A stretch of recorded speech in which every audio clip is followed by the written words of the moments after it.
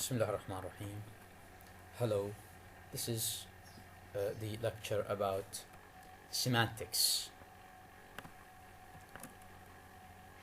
Now, the main points which are going to be discussed here are semantics, the meaning, conceptual and associative meaning, semantic features, semantic or thematic roles, lexical relations, and collocations.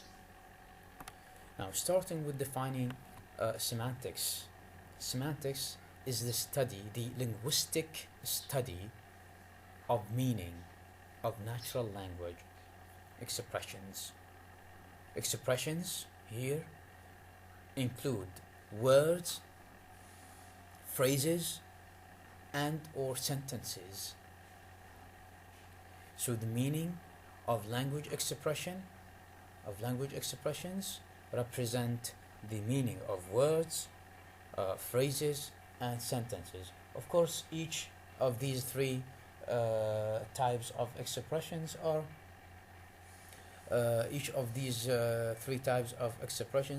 has its own subfields when it comes to study meaning. However, the general umbrella term of studying meaning is the semantics. So semantics in general is the linguistic study. When we say linguistic, means systematic. So it is the systematic study of meaning. Although it is a point of dispute whether we can study meaning or not. However, when dealing with meaning systematically, then it is semantics, or the study of meaning. Now, what is the goal of such study? Of course, to provide a definition, defining properties of meaning, and to explain the semantic relations between these expressions. Between words, between phrases, and or sentences. To explain the semantic relations, we will tackle it later on. Now, meaning in general, not semantics, meaning in general is of two types. Either conceptual, which depends on the concept, on the conceptualization of these expressions, or associative, which depends on what is associative to the conceptual meaning. The conceptual meaning in addition to the other associating factors. Words do not have single or simple meanings. Yes, words do not have single or simple meanings.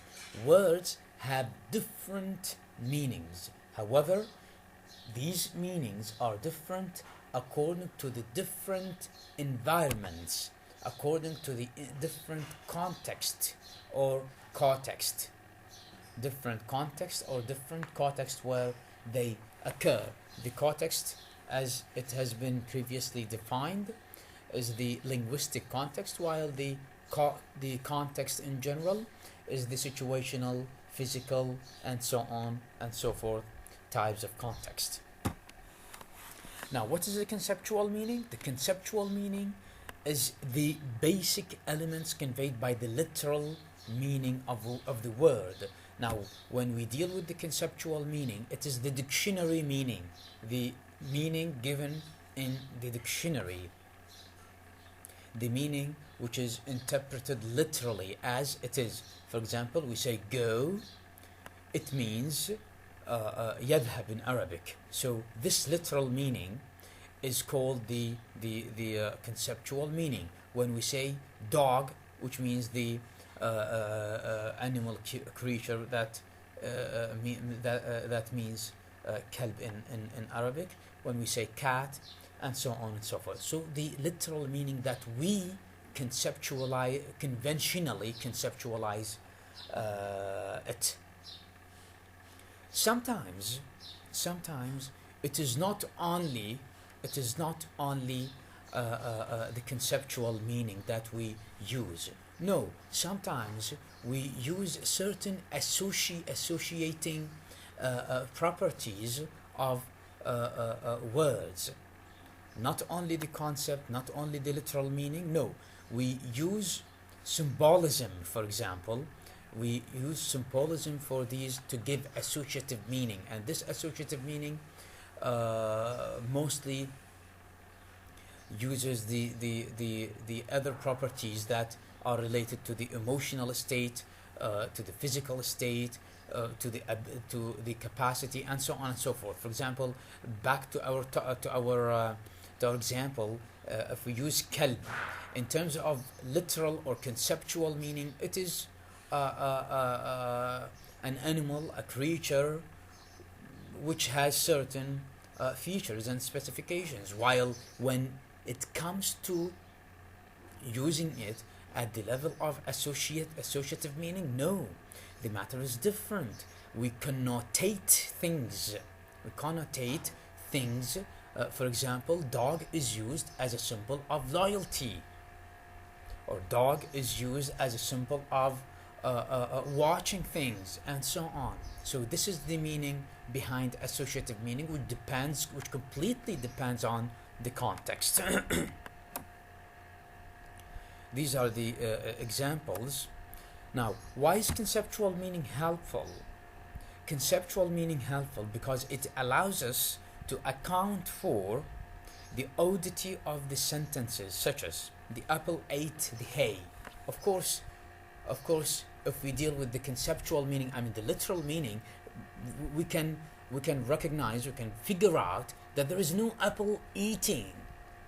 Why? Because the verb eat, as we will study in a moment, the verb eat takes only animate or inanimate a creature which or that can eat, while apple cannot eat. So here the apple eat the hay, okay, cannot be, it is an odd sentence. Why? Because according to the conceptual meaning, not the associative, of course, according to the conceptual meaning, the matter is not is odd. There is no meaning.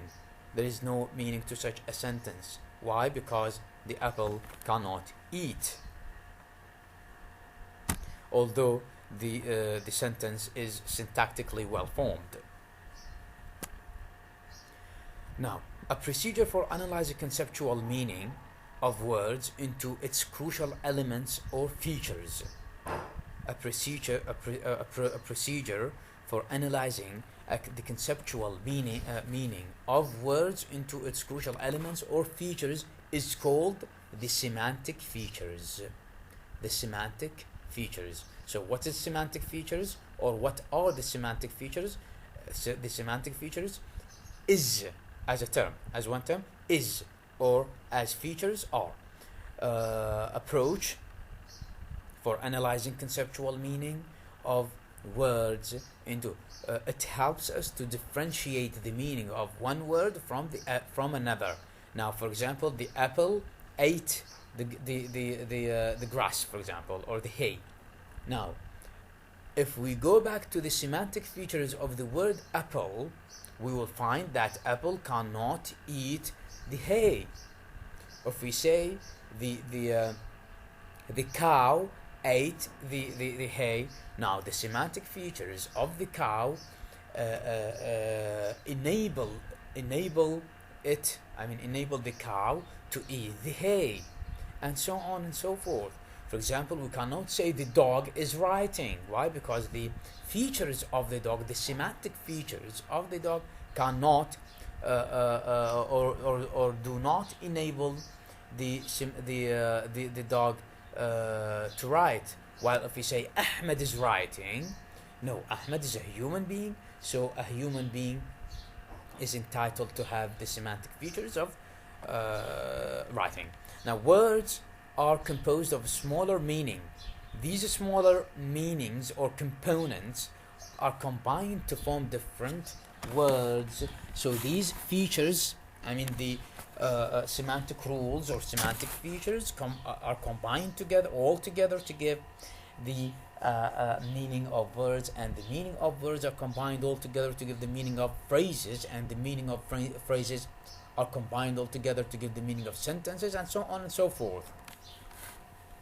For example, if we talk about women, what are the semantic features? Of course, in the semantic features we use the plus, which means exist, and minus, which means does not exist. For example, the feature of animate in women, does it exist or not? Of course it does exist. A human plus a human plus female plus adult. We do not write here minus male. Why? Because it will be redundant here, and we'll go to the redundancy theory in linguistics. So that's why we do not write. Why? Because it is plus female, so we do not need to write minus male. If we go to boy, again, plus animate plus human minus female, and so on and so forth. This is the same with horse, depending on the semantic features of a given word. Now, these are examples of the semantic features. The same feature may be part of the meaning of many words. For example, human helps us to define bachelor, parent, child, boy, women, and so on and so forth. Women, maiden, in comparison with doctor, parent, and so on and so forth. So these limited set of features can be shared by many words. Now, there is a problem with the semantic feature theory. There are many words in a language that cannot be defined in terms of their semantic features, especially the abstract words. For example, the word advice, threat, warning. These are abstract concepts. How can we define them in plus and minus semantic features? So this is a problematic issue that is one part of the criticism leveled against this theory of semantic features. Now, the second point of this lecture is the semantic themes or roles. Now, this is as a reaction to the criticism pointed to the semantic features. Now, semantic features approach, words are thought of as containers of meaning. Words are in terms of semantic features approach, words are thought of as containers, حاوية للمعنى, containers of meaning. While semantic role approach, or semantic roles approach, which is the second approach to meaning, is another way to analyze meaning. Words cannot be thought of in terms of the roles. Words can be thought of in terms of the roles they fulfill, not as containers, but as following the roles they fulfill in the situation described in a sentence, which is better than the semantic features. Now, what are the roles? Let's see how many roles, and this is found in the grammar book, which is studied in the 4th year as the semantic roles of the subject, semantic roles of the object. They are taken there. The semantic roles are taken from the syntactic point of view. Here, we take them from the linguistic point of view. More specifically, we take them from the semantic point of view. So that's why we will find certain differences in the terminology. Otherwise, they are in essence all the same. Now, here the example: the cat chased the mouse. Now, two entities in specific roles. Now, the entity which carries out the action, which is the cat, and the entity which is affected by the action, which is the mouse. Now, here the subject's role here is the actor or the agent, while here the affected one is the object, which is the affected object. Of course, the subject and the object, along with their roles, along with their semantic features, are all dependent on the verb. Now, the verb in every sentence is the center of the sentence. Now, the number of these semantic roles, there is a small number of semantic roles. Of course, here certain linguistic schools introduce these semantic roles, mostly dependent on the functionalism, case grammar, and so on. Now, the number of the semantic roles: the agent, doer of the action, and the theme, the affected by the action. So here the doer of the action is mostly the subject, and the theme here is mostly the object. Instrument, the entity through which action is done, through which, by which, with which the action is done. And experiencer, the perceptive of feelings. When we say I see, I feel, I love, I think, okay, all these are the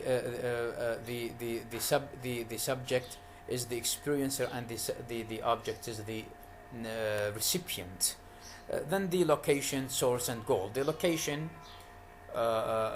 depends on the location, the locative subject or locative object, the source from where the action is done, and the goal to where the action is done. Role assigners are mostly verbs, of course, as I said. The entity which assigns, which gives the role to the subject and to the object is the verb, and sometimes the prepositions, either the verb or the prepositions. For example, the boy kicked the ball. Now, the boy is the agent, the ball is the theme. Now, the theme can also be an entity described as my dress is red. My dress is red. Now, which gives these two roles? Of course, the verb kick or kicked. Now, the wind opened the door. The wind opened the door. Now, here the wind is the agent, and the door is a theme. The earthquake destroyed the city. The dog bit, and so on and so forth. Now, agents and theme can be human and non-human.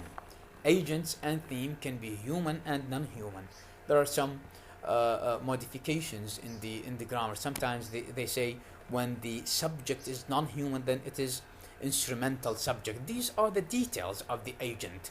These are the details of the of the roles of the subject. Now, here we talk about the linguistic manifestations of the semantic roles. For example, the boy cut the rope with a knife. Here, a knife is an instrument.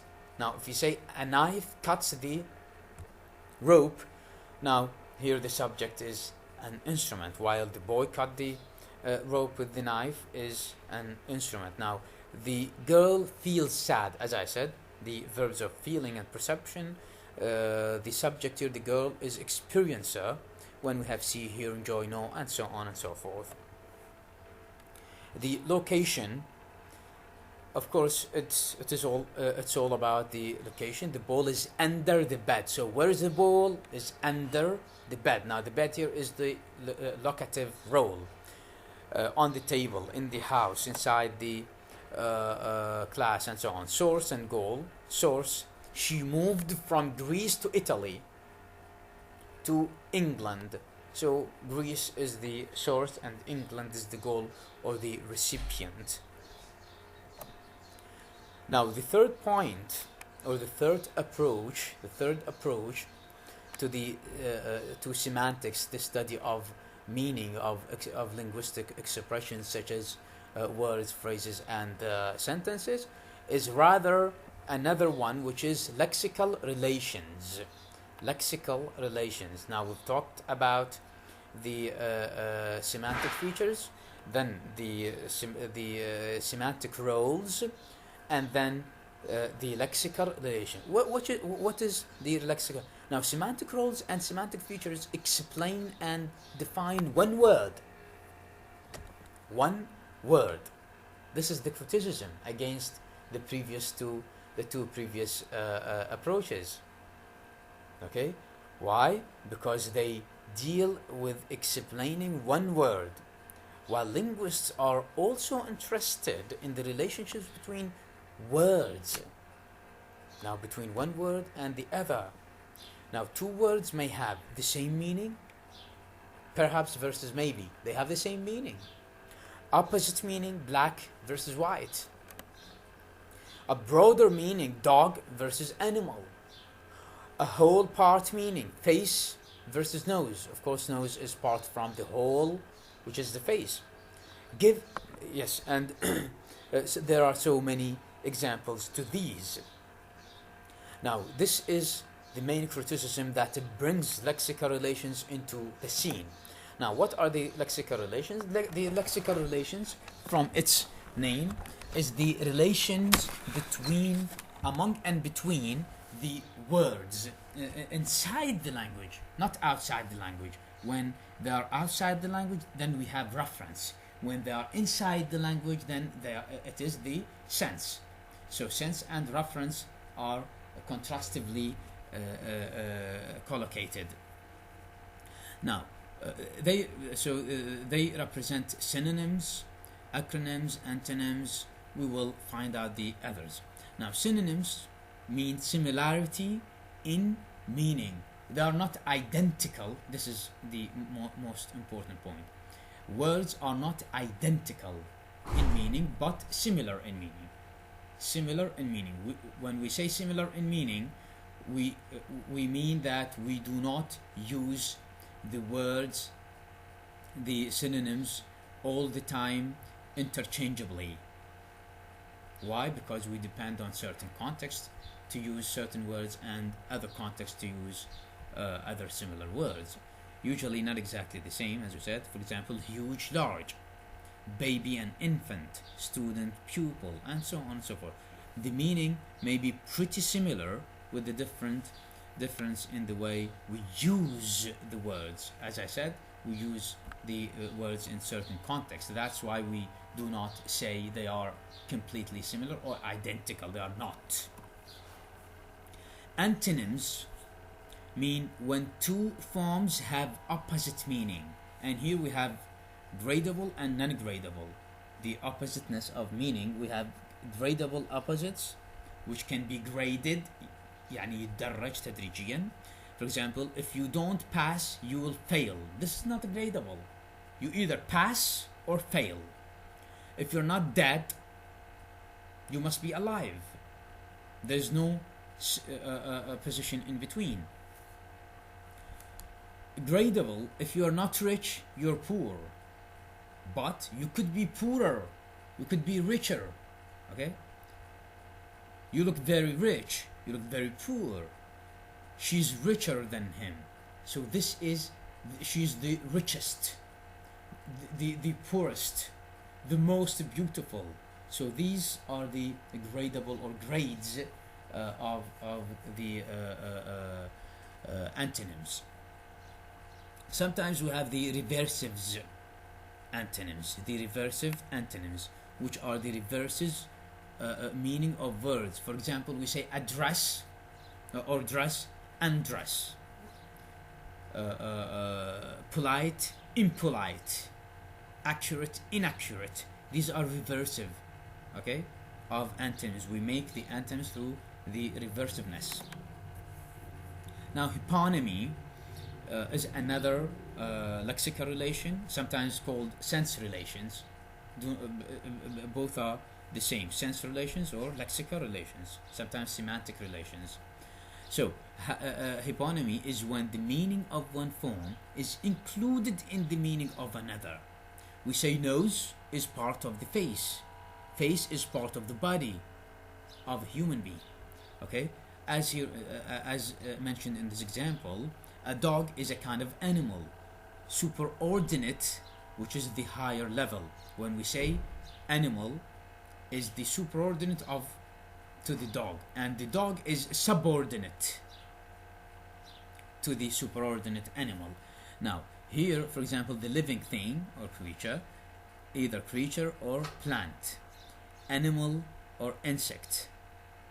This is the creature, either animal or insect. The animal, dog, horse, snake, sorry, and so on. Insect, ant, and so on. Plant, either vegetable, flower, tree, the tree, and so on. So these are the hyponymous kinds of relationships. And here, the sense relation. All of them are inside the language. Now, prototypes means one type that all other types belong. Prototype, one type that all other types belong. Characteristics, instance of a category. Characteristics or instance of a category. For example, what is the prototype of bird? I mean, what are the nouns that belong to the group of the prototype of bird? Why? Because here, when we delimit them into a group, we can deal with them as bird. We can give them all the synonyms, all the antonyms, all the lexemes that have been used to birds in general. So this is the point why there is the lexical relation, which is called a prototype. Now, homophones is mostly related to the phonology and phonetics of language, which means the two or more different written forms with the same pronunciation. For example, burr, meat, right. So they are written differently, but with the same pronunciation. Of course, the meaning is different. The meaning is different as well, and that's why they are called homophones. They are similar in pronunciation, in phoning, in phones. Okay. Then homonyms are the lexical relations that describe a word that has unrelated senses, they are one word. They represent one word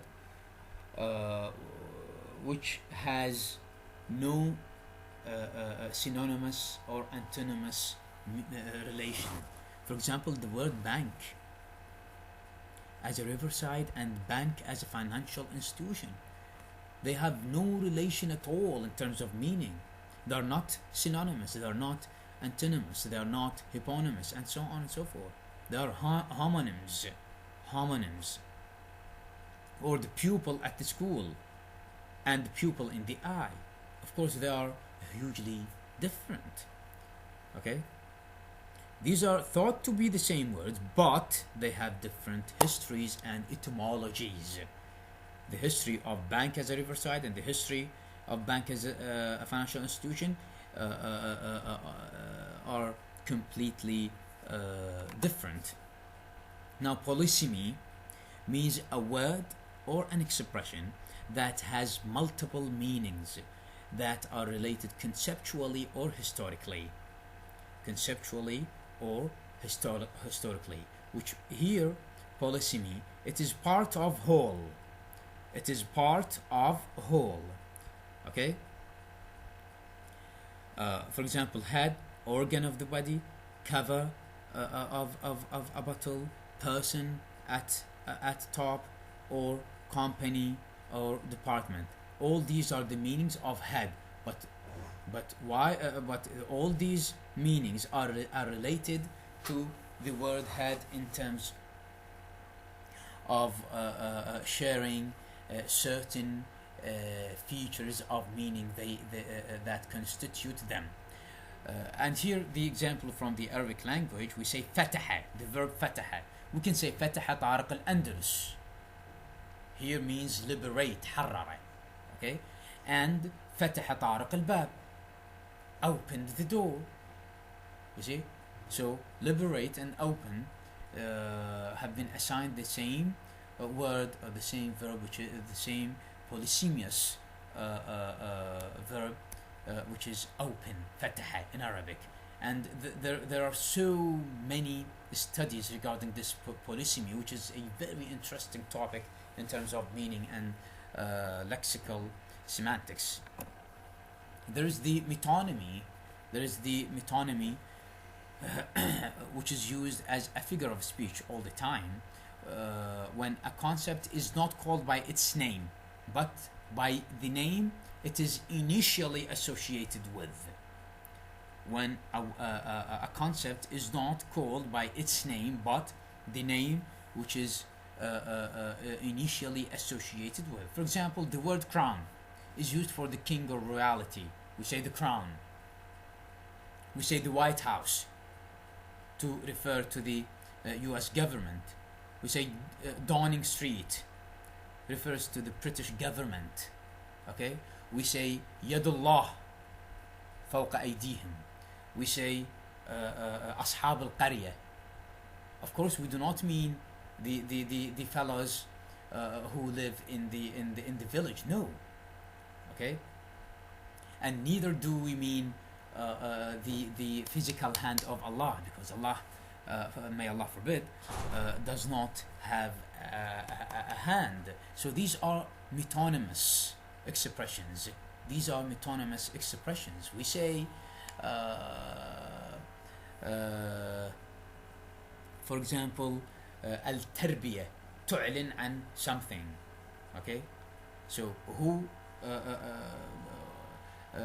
are the people in the position of making declaration or assumptions? Of course, the general director in the education directory, and so on and so forth.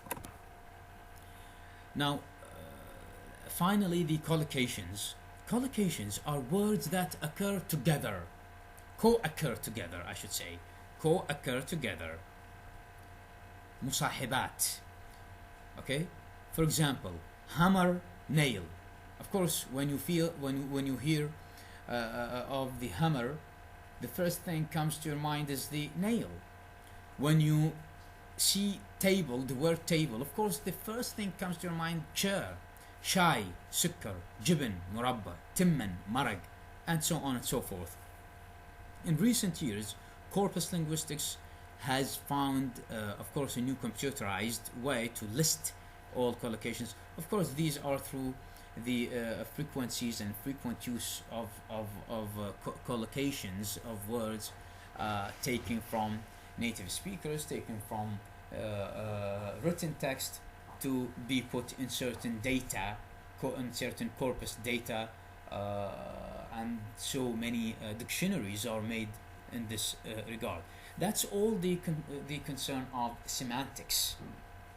And of course, semantics is a very, very, very problematic area in linguistics, because it almost all depends on the sense and reference, the words and the reference, and how philosophically how these words are attributed to these reference, and so on and so forth. So here is a kind of introduction to this topic. I only hope that I made myself clear, and that's all for me for this lecture. We just scratched the surface of semantics.